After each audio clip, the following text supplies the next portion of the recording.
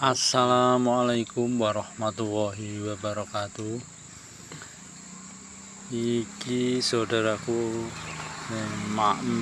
makan pancé mentahan ya, buat kencing manis sama diabetes.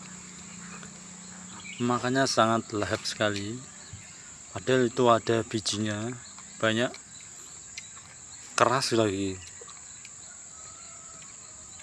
Setelah makan ini mau makan buah mentimun yang ada di belakang itu, yang di kursi, katanya buat menetralisir. Buahnya ini keras, tapi untuk obat cocok. Oke, selamat menonton. Semoga yang menonton video ini diberi kesehatan dan rezeki yang melimpah. Wassalamualaikum warahmatullahi wabarakatuh.